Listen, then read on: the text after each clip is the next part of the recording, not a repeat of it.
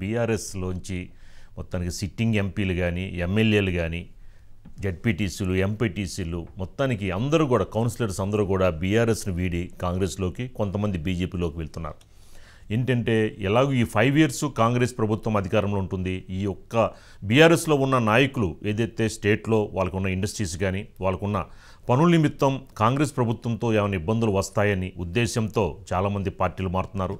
మనం చూసాము మల్లారెడ్డికి సంబంధించిన కాలేజెస్ దానికి సంబంధించిన కూడా అక్రమంగా కట్టడాలు నిర్మించారనే ఉద్దేశంతో మరి మల్లారెడ్డికి సంబంధించిన కాలేజెస్ అన్నింటిని కూలగొట్టడంతో వెంటనే మల్లారెడ్డి వెళ్ళి వేం నరేందర్ రెడ్డిని కలవడం ఈ యొక్క కాలేజీ అంశంలో అని చెప్తున్నా కానీ మరో పక్కన మరి పార్టీ వేడతారు అన్న దానికి సంబంధించిన అంశంలో భాగంగా కూడా ఆ వార్తలు కూడా వచ్చాయి.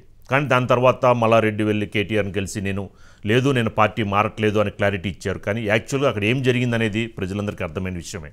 ఇలాంటి పరిస్థితుల్లో మరి సిట్టింగ్ ఎంపీలు రేపు రాబోయే ఎన్నికల్లో దృష్టిలో పెట్టుకొని ఎలాగూ మన విజయం సాధించలేము అని అనుకున్నారో లేదా గ్రౌండ్లో మొత్తానికి 2nd గ్రేడ్ 3rd గ్రేడ్ నాయకుల్లో బీఆర్ఎస్ మీద వ్యతిరేకత అనుకోవచ్చు, లేదా ఈ 5 ఇయర్స్ రేవంత్ రెడ్డి ప్రభుత్వం తప్పకుండా నిలబడుతుంది అన్న ఉద్దేశంలో కావచ్చు, లేదా వాళ్ళకున్న వ్యక్తిగత కొన్ని కారణాల వల్ల కూడా కొంతమంది ఈ రోజున బీఆర్ఎస్లో ఉన్న మేయర్ కానీ డిప్యూటీ మేయర్స్ వరంగల్ సంబంధించిన డిప్యూటీ మేయర్ కానీ మరి లాస్ట్ టైం ఎమ్మెల్సీ పట్నం మహేందర్ రెడ్డి భార్య సునీత మహేందర్ రెడ్డి కూడా వీళ్ళందరూ కూడా పార్టీలు మారడం చూసుకుంటే ఎందుకంటే సిట్టింగ్ ఎంపీలు ఎమ్మెల్సీలే పార్టీని వీడుతున్నారంటే మరి పరిస్థితి ఎలా ఉందో అర్థం చేసుకోవచ్చు.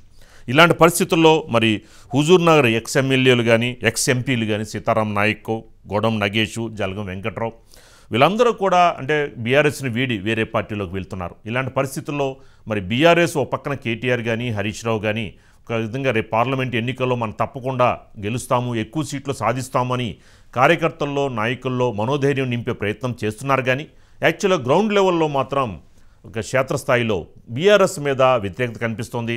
ఎందుకంటే 2019లో 4 సీట్లు వచ్చాయి, ఈసారి 2 సీట్లకే పరిమితమయ్యే అవకాశాలు ఉన్నాయని గ్రౌండ్ లెవెల్స్లో వచ్చిన రిపోర్ట్స్ బట్టి తెలుస్తోంది. ఇలాంటి పరిస్థితుల్లో మరి ఆ 2 సీట్లన్నా కాపాడుకోవడానికి బీఆర్ఎస్ ప్రయత్నం చేస్తున్నా కూడా మరి ఎక్కడా కూడా ప్రజల నుంచి పెద్దగా స్పందన రాకపోవడం, మరి ఇంతకుముందు అసెంబ్లీ ఎన్నికలప్పుడు ఎంపీ స్థానాలకి మేము కంటెస్ట్ చేస్తామని చెప్పిన అభ్యర్థులు ఈ రోజున మరి ఎంపీ స్థానాల కోసం వాళ్ళని రిఫరెన్స్ అడుగుతున్నా కూడా వాళ్ళు వెనకడుగు వేస్తున్న పరిస్థితి కనిపిస్తోంది. మరి సిట్టింగ్ ఎంపీలే మరి వెనకడుగు వేస్తున్న నేపథ్యంలో మరి బీఆర్ఎస్లో మరి ఎందుకని ఇంత వ్యతిరేకత వస్తుంది, ఎందుకని కార్యకర్తల్లో నాయకుల్లో వీళ్ళు ఎందుకని కాన్ఫిడెన్స్ క్రియేట్ చేయట్లేదు అని ఒక ప్రజల్లో కూడా ఒక నానుడి నెలకొంది. కానీ ఇంతకుముందు అధికారంలో ఉన్నప్పుడు బీఆర్ఎస్ ఏదైతే స్కీమ్స్ అని అన్నా కూడా ఈ రోజున కాంగ్రెస్ ప్రభుత్వం అధికారంలోకి వచ్చిన తర్వాత బీఆర్ఎస్ స్కీములన్నీ కూడా స్కాములే అని ఎప్పుడైతే కాంగ్రెస్ ప్రభుత్వం బయటికి తీసుకొస్తుందో ఒక విధంగా కాళేశ్వరం అనుకోవచ్చు, చాలా అంశాలను కూడా మొత్తానికి ఇవన్నీ కూడా స్కాములే అని చెప్పిన నేపథ్యంలో బీఆర్ఎస్ మీద ప్రజల్లో తీవ్ర వ్యతిరేకత కనిపిస్తోంది. ఏదైనా సరే అంటే మొన్న 39 స్థానాలు గెలుచుకున్నా రేపు జరగబోయే పార్లమెంట్ ఎన్నికల్లో మాత్రం బీఆర్ఎస్కి చాలా వ్యతిరేకత కనిపిస్తోంది. ఇలాంటి పరిస్థితుల్లో మరి ఎంతమంది అంటే ఎన్నికల నోటిఫికేషన్ వచ్చే సమయం దగ్గర పడింది. ఇలాంటి పరిస్థితుల్లో మరి ఎంతమంది బీఆర్ఎస్ను వీడి కాంగ్రెస్లోకి వెళ్తారని, కొంతమంది బీజేపీలోకి వెళ్తారని, కానీ ఓ పక్కన చూసుకుంటే 17 స్థానాలకి 10 స్థానాల వరకు కాంగ్రెస్ గెలిచే అవకాశాలు ఉన్నాయంటున్నారు. బీజేపీ కూడా 5 నుంచి 6 స్థానాలు గెలిచే అవకాశం ఉంటుందంటున్నారు. ఈసారి బీఆర్ఎస్ 2 స్థానాలు కూడా గెలవలేదు అని కూడా వార్తలు వస్తున్నాయి. దీనిపైన మనకి మరింత సమాచారం మా తెలంగాణ బ్యూరో చీఫ్ సుధాకర్ అందిస్తారు. సుధాకర్, మరి ఎంతమంది పార్టీని వేడే అవకాశం ఉంది, మరి బీఆర్ఎస్ రేపు పార్లమెంట్ ఎన్నికల లోపల ఎంతమంది సిట్టింగ్ ఎంపీలు సిట్టింగ్ ఎమ్మెల్యేలు ఛాన్స్ కోల్పోయే అవకాశం ఉంది సుధాకర్? కాంగ్రెస్ పార్టీకి సంబంధించిన మంత్రులు పదే చెప్తున్నారు, మేము గేట్లు తెరిస్తే బీఆర్ఎస్ అనేది ఖాళీ అవుతుంది, బీఆర్ఎస్లో ఎవరు ఉండరని. కాంగ్రెస్ పార్టీ ఎప్పుడు గేటు తెరుస్తుందో చూడాలి. ఆ గేటు తెరిస్తే నిజంగానే బీఆర్ఎస్లో ఎవరు ఉంటారు, ఎవరు పోతారు అనేది క్లారిటీ వస్తుంది. కాంగ్రెస్ పార్టీ అధిష్టానం ఒక గ్రీన్ సిగ్నల్ ఇవ్వగానే కాంగ్రెస్ పార్టీ రాష్ట్ర నాయకత్వం గేట్లు తెరవడానికి సిద్ధమవుతుంది. రేవంత్ రెడ్డి ప్రభుత్వం ఏర్పడిన తర్వాత 64 మంది ఎమ్మెల్యేలతో ప్రభుత్వాన్ని ఏర్పరిచారు. సిపిఐ ఒక ఎమ్మెల్యే అంటే 65 మంది కాంగ్రెస్ పార్టీకి ప్రస్తుతం ఉన్నట్టుగా మనం మిత్రపక్షంతో కలిపి 65 మంది ఎమ్మెల్యేలు ఉన్నారు. ఆ ప్రభుత్వం ఏర్పడిన వెనువెంటనే బీఆర్ఎస్కు సంబంధించిన ముఖ్యమైన నాయకులు కేటీఆర్ కానీ, హరీష్ రావు కానీ, కడియం శ్రీహరి, పల్లరాజేశ్వర రెడ్డి ఇలాంటి నాయకులు ఈ ప్రభుత్వం ఉండదు, త్వరలోనే పడిపోతుంది, ఈ ప్రభుత్వం ఉండే అవకాశమే లేదు, కాంగ్రెస్ పార్టీలో అంతర్గత కుమ్ములాటలు చాలా ఉంటాయి, అధికారం కోసం పదవుల కోసం కొట్టుకుంటారు, ఇది ఉండదు అనే ఒక ప్రచారాన్ని ఉధృతం చేశారు. ప్రచారాన్ని ఉధృతం చేసిన నేపథ్యంలో కాంగ్రెస్ పార్టీ రాష్ట్ర నాయకత్వం బీఆర్ఎస్ పార్టీలోని ఎమ్మెల్యేలను లాగేందుకు ప్రయత్నం చేసింది, ఎమ్మెల్యేలని దగ్గర తీసుకునేందుకు ప్రయత్నం చేసింది. అందులో భాగంగానే ఇప్పటి వరకు 8 మంది ఎమ్మెల్యేలు ముఖ్యమంత్రి రేవంత్ రెడ్డిని కలిశారు. వారు సాల్వలతో సత్కరించి పుష్పగుచ్చం ఇచ్చి ఆయనను అభినందించి వచ్చారు. అభినందించి వచ్చి కేవలం నియోజకవర్గ అభివృద్ధి కోసమే ముఖ్యమంత్రి రేవంత్ రెడ్డిని కలిశామని వారు చెప్పారు. కానీ ప్రస్తుతం తెలంగాణ రాష్ట్రంలో కాంగ్రెస్ వర్సెస్ బీఆర్ఎస్ అనే ఒక ఉధృతమైన వ్యాఖ్యలు, ఆరోపణలు, ప్రత్యారోపణలు, సెటైర్లు ఇదంతా కొనసాగుతున్న క్రమంలో మాజీ ముఖ్యమంత్రి కేసీఆర్, అదేవిధంగా బీఆర్ఎస్ వర్కింగ్ ప్రెసిడెంట్ కేటీఆర్ వారికి చెప్పకుండా, వారికి సమాచారం ఇవ్వకుండా వీరు పోయి నియోజకవర్గ అభివృద్ధి కోసం కలిశామంటే దీన్ని ఎవరు కూడా నమ్మే అంశం కాదు, ఇది నమ్మదగిన అంశంగా దీన్ని చూడరు. వారు కలవడం వెనుక అంతరార్థం ఏందనేది రాష్ట్ర వ్యాప్తంగా ఉన్న రాజకీయ వర్గాలకు అన్నింటికీ తెలుసు. కానీ ఇప్పటి వరకు బీఆర్ఎస్ నుంచి కాంగ్రెస్ పార్టీలో చేరేందుకు 15 మంది ఎమ్మెల్యేలు సిద్ధంగా ఉన్నారనేది రాజకీయ వర్గాల్లో జరుగుతున్న చర్చ. అది ఎక్కువగా హైదరాబాద్తో పాటు రంగారెడ్డి, మెదక్ సంబంధించిన ఎమ్మెల్యేలు, భద్రాచలం ఎమ్మెల్యే తెల్ల వెంకట్రావు ఆయన గెలవగానే ముఖ్యమంత్రిగా రేవంత్ రెడ్డి ప్రమాణ స్వీకారం చేయగానే వెళ్ళి ముఖ్యమంత్రి రేవంత్ రెడ్డిని కలిసి వచ్చారు. అదేవిధంగా చేవెళ్ళ ఎమ్మెల్యే కాళే యాదయ్య ఆయన పోయి కలిసి వచ్చారు. మెదక్ జిల్లాకు సంబంధించిన 4 ఎమ్మెల్యేలు ఒకేసారి పోయి కలిసి వచ్చారు. మరో ఎమ్మెల్యే సుధీర్ రెడ్డి కూడా ముఖ్యమంత్రి రేవంత్ రెడ్డిని త్వరలో కలుస్తా అంటున్నారు. రాజేంద్రనగర్ ఎమ్మెల్యే ప్రకాష్ గౌడ్ రేవంత్ రెడ్డితో కలిసి వచ్చారు. అదేవిధంగా మల్లారెడ్డి అల్లుడు ఏ క్షణమైన పార్టీ మారేందుకు సిద్ధంగా ఉన్నారు. కాంగ్రెస్ పార్టీ నుంచి వారికి కొంత సానుకూలత రాగానే పార్టీ మారేందుకు మల్లారెడ్డి అల్లుడు సిద్ధంగా ఉన్నారు. కానీ కాంగ్రెస్ పార్టీ వారిని చేసుకోవడానికి సిద్ధంగా లేదని ఒక చర్చ జరుగుతుంది. ఎందుకంటే మల్లారెడ్డికి సంబంధించిన భూ ఆక్రమణలు, ఆయన నిర్మించిన అక్రమ కట్టడాలపైన ప్రస్తుతం కాంగ్రెస్ ప్రభుత్వం సీరియస్గా ఉంది. మల్లారెడ్డి అల్లుడు సంబంధించిన కళాశాలను కూడా ఇటీవల కూల్చేసిన పరిస్థితి ఉంది. ఈ విధంగా బీఆర్ఎస్కు సంబంధించిన 15 మంది ఎమ్మెల్యేలు కాంగ్రెస్ పార్టీకి ప్రస్తుతం టచ్లో ఉన్నారు. కాంగ్రెస్ పార్టీ అధిష్టానం సిగ్నల్ ఇవ్వగానే వీరంతా చేరేందుకు సిద్ధంగా ఉన్నారు. కాంగ్రెస్ పార్టీ అధిష్టానం ఎందుకు ఆచితూచి అడుగులేస్తుందంటే గతంలో కేసీఆర్ చేసిన తప్పునే మళ్ళీ మనం చేస్తే ప్రజలలోకి తప్పుడు సంకేతాలు వెళ్తాయి. ఈ తప్పుడు సంకేతాలు రాజకీయంగా కాంగ్రెస్ పార్టీకి మంచిది కాదని కాంగ్రెస్ కేంద్ర నాయకత్వం భావిస్తుంది. అందులో భాగంగానే ఈ జైనింగ్స్ అనేవి ప్రస్తుతానికి హోడ్లో ఉన్నాయి. ఇప్పుడు జైనింగ్స్ ఏ స్థాయిలో జరుగుతున్నాయంటే జిల్లా పరిషత్ చైర్మన్లు, కార్పొరేటర్లు, కౌన్సిలర్లు, అదేవిధంగా జడ్పీటీసీలు, ఎంపీటీసీలు, మాజీ ఎమ్మెల్యేలు, మాజీ మేయర్లు ఇలాంటి నాయకులందరినీ ప్రస్తుతం కాంగ్రెస్ పార్టీ తన బీఆర్ఎస్ సంబంధించిన వారిని అందరినీ కాంగ్రెస్ పార్టీ జాయిన్ చేసుకుంటుంది. ఇంకా సిట్టింగ్ ఎమ్మెల్యేలను జాయిన్ చేసుకోలేదు. కేవలం ఒక sitting MP, Peddapalli sitting MP Venkatesh నేత కాంగ్రెస్ పార్టీలో జాయిన్ అయ్యారు. ఆయన మాత్రం జాయిన్ అయ్యారు. ఇంకా కొంతమంది టచ్లో ఉన్నారని కాంగ్రెస్ పార్టీ చెప్తుంది. ఎందుకు కాంగ్రెస్ పార్టీ అధిష్టానం ఇంత సీరియస్గా ఆలోచిస్తుందంటే 2014లో తెలంగాణ రాష్ట్రం ఏర్పడి బీఆర్ఎస్ ప్రభుత్వం ఏర్పడ్డ తర్వాత 63 మంది ఎమ్మెల్యేలతో కేసీఆర్ ప్రభుత్వాన్ని ఏర్పరిచారు. అప్పుడు సుస్థిర ప్రభుత్వం ఏర్పరచాలనే ఒక లక్ష్యంతో 63 సంఖ్యను కేసీఆర్ అప్పుడు సుమారు 90 ఎమ్మెల్యేల వరకు చేశారు. అంటే అప్పుడున్న తెలుగుదేశం పార్టీ ఎమ్మెల్యేలను జాయిన్ చేసుకున్నారు, కాంగ్రెస్ పార్టీకి సంబంధించిన ఎమ్మెల్యేలను జాయిన్ చేసుకున్నారు. రెండోసారి 2018 డిసెంబర్లో జరిగిన ఎన్నికల్లో 88 మంది బీఆర్ఎస్ ఎమ్మెల్యేలు అప్పుడు గెలిచారు. అయినా కూడా 88 మంది ఎమ్మెల్యేలు ఉన్నా కూడా కేసీఆర్ అప్పటికి కూడా జైనింగ్స్ని ప్రోత్సహించారు. పార్టీ ఫిరాయింపులను ప్రోత్సహించి దాన్ని 103 సంఖ్యను చేశారు. 103 సంఖ్య కేసీఆర్ ఎమ్మెల్యేల బలాన్ని పెంచుకోగలిగారు వివిధ పార్టీల నుంచి ఎమ్మెల్యేలను జాయిన్ చేసుకొని. అంటే కేసీఆర్ మీద వ్యతిరేకత వచ్చింది కాబట్టి మనం ఆ పని చేయొద్దని కాంగ్రెస్ అధిష్టానం భావించింది. కానీ పదే బీఆర్ఎస్ నుంచి ఒక ప్రశ్నలు ఎత్తుతున్నాయి, ప్రజలలోకి వారు విస్తృతంగా తీసుకువెళ్తున్నారు.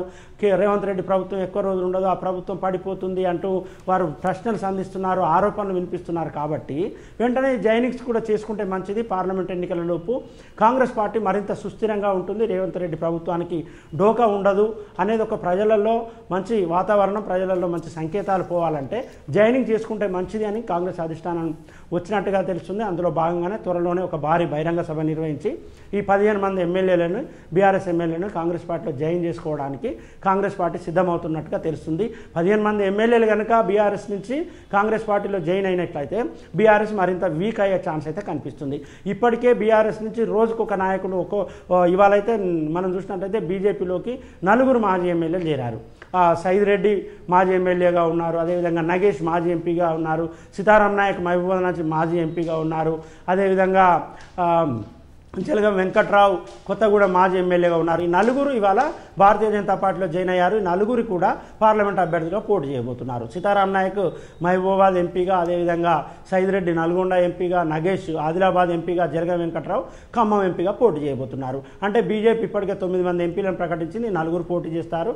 9, 4, 13 అవుతాయి. 13 మరో నలుగురిని ప్రకటించాల్సింది. అందులో మహబూబ్ నగర్ నుంచి అయితే డీకేఆర్నా లేకుంటే జితేందర్ రెడ్డి, అదేవిధంగా మెదక్ నుంచి రఘునందన్ రావు దాదాపు అభ్యర్థిత్వం ఖరారైనట్టే అని చెప్తున్నారు. ఇలా చూసుకున్నట్లయితే 17 మంది పార్లమెంటు సభ్యులు కూడా అభ్యర్థులను కూడా బీజేపీ ప్రకటించబోతుంది. ఇప్పటికే ఆంధ్రప్రదేశ్లో జనసేన టీడీపీ పొత్తు అయింది కాబట్టి, జనసేన టీడీపీ బీజేపీ పొత్తు అయింది కాబట్టి అక్కడ ఉన్న నాయకులతో ఇక్కడ తీసుకొచ్చి ప్రచారం చేయించి గతంలో 2019లో జరిగిన పార్లమెంటు ఎన్నికల్లో 4 పార్లమెంటు స్థానాలను బీజేపీ గెలుచుకుంది. అప్పుడు 2018 డిసెంబర్లో జరిగిన అసెంబ్లీ ఎన్నికల్లో ఒకే ఒక ఎమ్మెల్యే రాజాసింగ్ బీజేపీ నుంచి గెలిస్తే 2019లో జరిగిన పార్లమెంట్ ఎన్నికల్లో ఏకంగా 4 పార్లమెంట్ సభ్యులను గెలిచారు. ఆదిలాబాద్, నిజామాబాద్, కరీంనగర్, సికింద్రాబాద్ 4 పార్లమెంట్ సభ్యులను గెలిచారు. కాబట్టి ఈసారి ఆ సంఖ్య పెంచుకోవాలి. ఆ సంఖ్య పెంచుకుంటే రాబోయే రోజుల్లో తెలంగాణ రాష్ట్రంలో ప్రధాన ప్రతిపక్షం మేమే అవుతామనేది బీజేపీ ఆలోచన. అందుకు అనుగుణంగా బీజేపీ కూడా బీఆర్ఎస్ను రోజు రోజుకు వీక్ చేస్తుంది. ఆ బీఆర్ఎస్లో అసంతృప్తిగా ఉన్న నాయకులు కానీ, బీఆర్ఎస్లో ఇక ఉండలేమనుకున్న నాయకులు కానీ, బీఆర్ఎస్లో ఇక రాజకీయ మనుగడ ఉండదు, రాజకీయంగా బీఆర్ఎస్లోకి ఎదగలేమనుకున్న నాయకులందరినీ తీసుకొని బీజేపీలో జాయిన్ చేసుకుంటుంది. మరోవైపు కాంగ్రెస్ అధికారంలో ఉంది కాబట్టి కాంగ్రెస్లోకి చాలామంది నాయకులు ఎంపీటీసీ, జెడ్పీటీసీతో మొదలుకుంటే ఏకంగా ఎంపీ జాయిన్ అయ్యారు. ఎమ్మెల్యేలు కూడా 15 మంది జాయిన్ కావడానికి సిద్ధంగా ఉన్నారు. దీంతో బీఆర్ఎస్ అనేది తెలంగాణ రాష్ట్రంలో ఉనికి ప్రశ్నార్థకం అవుతుంది. బీఆర్ఎస్ నుంచి వలసలు విస్తృతమవుతున్నాయి. అయితే కాంగ్రెస్ లేకుంటే బీజేపీలోకి వెళ్ళిపోతున్నారు. కానీ బీఆర్ఎస్ అధిష్టానం ఇప్పుడు కొంత బుజ్జగించే ధోరణికి వచ్చింది. గత 10 ఏళ్లుగా బెదిరించి అదేవిధంగా వారిని డిమాండ్ చేసిన బీఆర్ఎస్ అధిష్టానం ఇప్పుడు బుజ్జగించి బతిమలాడే స్థాయికి వచ్చింది. కనీస పార్లమెంట్ ఎన్నికలు అయిపోయే వరకన్నా ఉండండి. పార్లమెంట్ ఎన్నికల్లో పోతే బీఆర్ఎస్ మరింత బలహీనపడే ఛాన్సెస్ ఉంది. ఇప్పటికే వివిధ సర్వే సంస్థలు చాలా స్పష్టంగా చెప్తున్నాయి, 1 లేదా 2 స్థానాల్లో గట్టి పోటీస్తాం, ఆ 2 కూడా 1, 2 గెలుస్తామా గెలవమా అనే సందిగ్ధత కూడా ఉంది. కాబట్టి పార్లమెంట్ ఎన్నికలు అయ్యే వరకైనా ఉండండి అని బీఆర్ఎస్ అధిష్టానం ఈ నాయకులను బుజ్జగిస్తున్నట్టుగా, ఈ ఎమ్మెల్యేలను అదేవిధంగా మిగతా నాయకులను బుజ్జగిస్తున్నట్టుగా రాజకీయ వర్గాలలో చర్చ అయితే జరుగుతుంది. మల్లారెడ్డికి సంబంధించి అసెంబ్లీ ఎన్నికలు అయిపోగానే తన కొడుకు భద్రారెడ్డికి మల్కాజిగిరి టికెట్ ఇవ్వాల్సిందే అని పట్టుబట్టారు. అధిష్టానం మీద ఒత్తిడి తెచ్చారు. పార్టీకి ఎంత ఫండ్ కావాలన్నా ఇస్తాన్నారు, మల్కాజిగిరి టికెట్ కావాలన్నారు. తీరా చూస్తే ఇప్పుడు ఆయన నాకు మల్కాజిగిరి టికెట్ వద్దు, నా కొడుకు పోటీ చేయడం అంటున్నారు. అల్లుని కాలేజీ మీద ఎప్పుడైతే కూల్చివేతలు జరిగాయో, కూల్చివేతలు జరగగానే ప్రభుత్వ సలహాదారునిగా ఉన్న వేం నరేందర్ రెడ్డిని కలిశారు. అన్ని విషయాలు చర్చించి కేవలం కేటీఆర్ నుంచి పిలుపు రాగానే అది 3-4 సార్లు వరుసగా ఫోన్లు పోయి కేటీఆర్ని కలిసి కేవలం అల్లుని కళాశాలకు సంబంధించిన కూల్చివేతల మీదనే మాట్లాడాను, పార్టీ మారే విషయం చర్చించలేదు అంటూ కేటీఆర్కి చెప్పి బయటకు వచ్చి నీ పార్టీ మారను, కేసీఆర్ నాయకత్వంలోనే పనిచేస్తానని చెప్పి కానీ మల్కాజ్గిరి నుంచి నా కుమారుడు పోటీ చేయడానికి స్పష్టం చేశారు. అంటే ప్రస్తుతం ఉన్న పరిస్థితుల్లో బీఆర్ఎస్ నాయకులు పోటీకి విముఖంగా ఉన్నారు, పోటీ చేయడానికి సిద్ధంగా లేరు. నామనాగేశ్వరరావు పేరు ఎప్పుడో ప్రకటిస్తే ఇప్పటివరకు ఆయన నియోజకవర్గంలో పర్యటించింది లేదు, ఓట్లు ఏమని అడిగింది లేదు. అదేవిధంగా మహబూబాబాద్ నుంచి కవితను ప్రకటించారు. కవిత ఎక్కడో కూడా ఒక దగ్గర మీటింగులు పెడుతున్నారు. ఆమె మీటింగులు పెట్టి ఓట్లు అడగడానికి ప్రయత్నం చేస్తున్నారు. కానీ ఇప్పటికే మహబూబాబాద్ సంబంధించిన మున్సిపల్ చైర్మన్ పోతున్నారు. అదేవిధంగా డోర్నకల్కు సంబంధించిన నూకల్ నరేష్ రెడ్డితో పాటు అక్కడున్న నాయకులందరూ పోతున్నారు. అందరూ పార్టీ మారేందుకు సిద్ధమవుతున్నారు. అదేవిధంగా మహబూబ్ నగర్ మన్నే శ్రీనివాసరెడ్డిని ప్రకటిస్తే ఆయన పరిస్థితి అలాగనే ఉంది. అదేవిధంగా కరీంనగర్ నుంచి బోయినపల్లి వినోద్ కుమార్ను ప్రకటించారు. ఇలా చాలా చోట్ల బీఆర్ఎస్ అనేది ప్రస్తుతం చాలా వీక్ అవుతున్నది. రోజు రోజుకు వలసలు అనేవి భారీగా పెరిగిపోతున్నాయి. తెలంగాణ రాష్ట్రంలో బీఆర్ఎస్ పరిస్థితి మరి ఎలా ఉంటుందో ఏందనేది చూడాల్సి ఉంటుంది. 3 నెలల క్రితం వరకు ఆ పార్టీ పరిస్థితి వేరు, 3 నెలల తర్వాత ఆ పార్టీ పరిస్థితి వేరు. దీన్ని చూసి అందరూ కూడా అయ్యో అనుకునే పరిస్థితి వస్తుంది. ఒక రకంగా చెప్తే నీవు నేర్పిన విద్య నీరజాక్ష అన్నట్టు గతంలో వలసలను ప్రోత్సహించి అదేవిధంగా పార్టీ ఫిరాయింపులను ప్రోత్సహించి ఎవరిని పడితే వారిని తీసుకొచ్చి జాయిన్ చేసుకొని తెలంగాణ ఉద్యమంతో సంబంధం లేని వారు, జై తెలంగాణ అన్నవారి మీద దాడులు చేసిన వారిని, అదేవిధంగా తెలంగాణ అంటేనే బాగుండదు అన్నవారిని అందరిని జాయిన్ చేసుకొని వారికి మంత్రి పదవులు ఇచ్చి వారిని అందరిని అందలం ఎక్కించి తీరా అధికారం కోల్పోయిన తర్వాత ఇప్పుడు బీఆర్ఎస్ పరిస్థితి ఇలా జరుగుతుందని రాజకీయ వర్గాల్లో ఒక చర్చ అయితే జరుగుతుంది.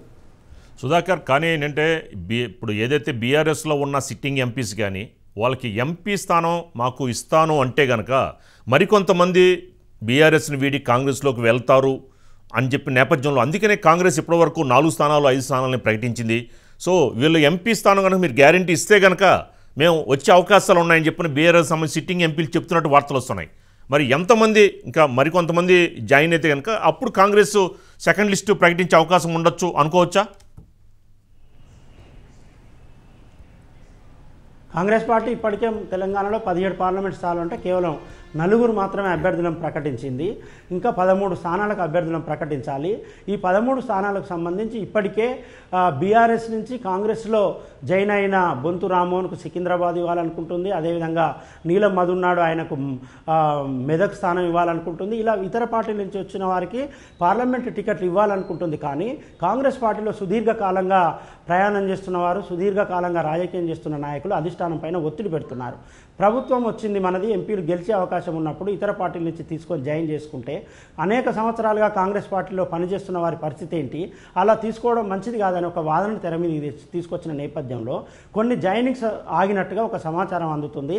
అందులో భాగంగానే కొంతమంది నాయకులు జాయిన్ కావడానికి సిద్ధంగా ఉండి కూడా, కాంగ్రెస్ పార్టీ తీసుకోవడానికి సిద్ధంగా ఉండి కూడా ఈ రకమైన డిమాండ్ అధిష్టానం పైన రావడంతో, ఈ రకమైన ఒత్తిడి అధిష్టానం పైన రావడంతో ప్రస్తుతం చేరికలను ఆపివేసి ఒక ఫ్లాష్ సర్వే నిర్వహిస్తున్నారు. కాంగ్రెస్ పార్టీలోనే సుదీర్ఘంగా ఉన్న నాయకుల మీద ప్రస్తుతం ఫ్లాష్ సర్వే జరుగుతుంది. ఆ ఫ్లాష్ సర్వే సునీల్ కనుగోలు టీం ఏదైతే ఉందో, ఆయన స్ట్రాటజిస్ట్ కాంగ్రెస్ పార్టీకి పనిచేశారు. ఆయన స్ట్రాటజిస్ట్ ఎవరైతే ఉన్నారో ఆయన టీం ఫ్లాష్ సర్వే చేస్తుంది. ఆ ఫ్లాష్ సర్వేలో ఎవరికైనా కొంత ఎడ్జ్ వస్తే వారికే టికెట్లు ఇచ్చి, కాంగ్రెస్ పార్టీలో కొనసాగుతున్న వారికే టికెట్లు ఇచ్చి వారిని గెలిపించుకోవాలని ఒక ఆలోచనలో అధిష్టానం ఉన్నట్టుగా తెలుస్తుంది. ఒకవేళ నిజంగానే టికెట్లు ఇస్తాం రమ్మని కాంగ్రెస్ పార్టీ ఇప్పుడున్న పరిస్థితుల్లో పిలిస్తే చాలామంది బీఆర్ఎస్ నాయకులు వెళ్ళడానికి సిద్ధంగా ఉన్నారు. అక్కడ వెళ్ళి పోటీ చేసి మళ్ళీ ఎంపీగా గెలవాలి, మళ్ళీ అధికార పార్టీలో ఉండాలి, లేకుంటే అధికారాన్ని అనుభవించాలని చాలామంది బీఆర్ఎస్ నాయకులు ఉన్నారు. కానీ కాంగ్రెస్ పార్టీ కొంత ఆచితూచి వ్యవహరిస్తుంది, ఆచితూచి అడుగులేస్తుంది.